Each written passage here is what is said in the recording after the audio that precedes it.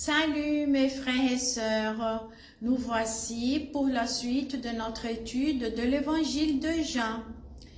Et aujourd'hui, nous commencerons l'étude du 3e chapitre où nous lirons sur l'entretien de Jésus avec Nicodème.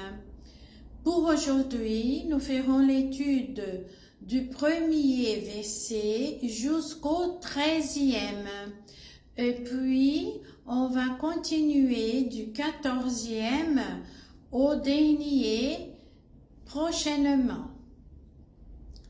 Mais il y avait parmi les pharisiens un chef des Juifs nommé Nicodème. Il vint de nuit auprès de Jésus et lui dit, « Rabbi, nous savons que tu es un docteur venu de la part des dieux, car personne ne peut faire ces miracles que tu fais si Dieu n'est pas avec lui. » Jésus lui répondit, « En vérité, je te le dis, si un homme ne naît de nouveau, il ne peut voir le royaume de Dieu. » Nicodème lui dit, « Comment un homme peut-il naître quand il est vieux? Peut-il une seconde fois entrer dans le sein de sa mère et naître? » Jésus lui répondit, « En vérité, je te le dis, si un homme ne naît d'eau et d'esprit, il ne peut entrer dans le royaume de Dieu. Ce qui est né de la chair est chair, et ce qui est né de l'esprit est esprit. Ne t'étonne pas que je t'ai dit, il faut que vous naissiez de nouveau. Le vent souffle où il veut, et tu en entends le bruit, mais tu ne sais pas d'où il vient, ni où il va. Il en est ainsi de quiconque est né de l'esprit. » Nicodème reprit la parole. « Comment cela peut-il se faire? » Jésus lui répondit. « Tu es le docteur d'Israël et tu ne sais pas cela?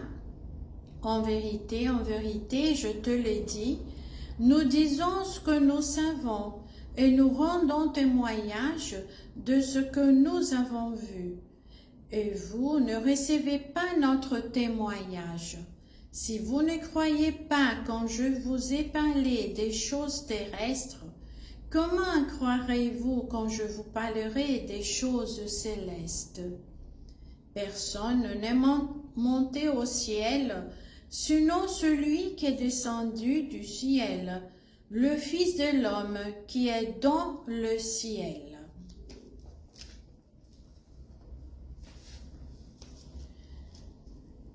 Nous avons déjà souligné, lors des études du 1er chapitre du 4e évangile, que celui-ci nous raconte des rencontres de Jésus, nous faisant connaître la richesse et la profondeur de ces échanges.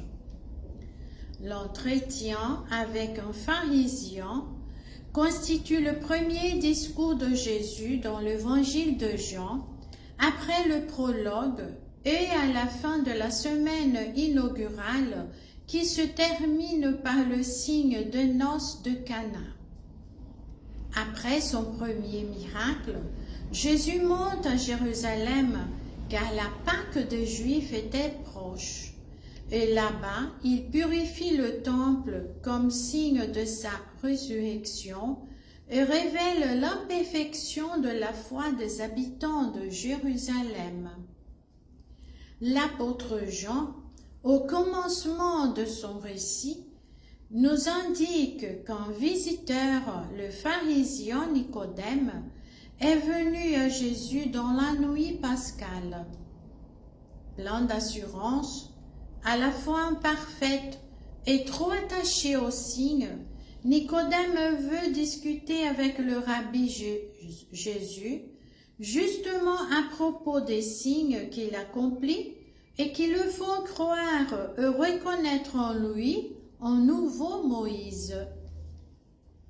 Jésus lui fait reconnaître son ignorance tout d'abord en mentionnant Ésaïe 44, Ézéchiel 36, pour lui enseigner qu'il y a deux catégories d'hommes opposés. Ceux qui sont nés de la chair, c'est-à-dire qui ne connaissent que la vie originaire de sa naissance naturelle, et ceux qui sont nés de l'esprit, autrement dit, ceux qui ont déjà expérimenté la naissance spirituelle sont déjà nés de nouveau en obtenant ainsi une nouvelle nature et une nouvelle identité. Sans être d'en haut, on ne peut pas entrer dans le royaume des cieux. Ces deux groupes sont radicalement opposés. Le premier, celui de la chair, vit dans les ténèbres et dans le mensonge. C'est notre condition première dans laquelle l'homme a été vaincu par le péché.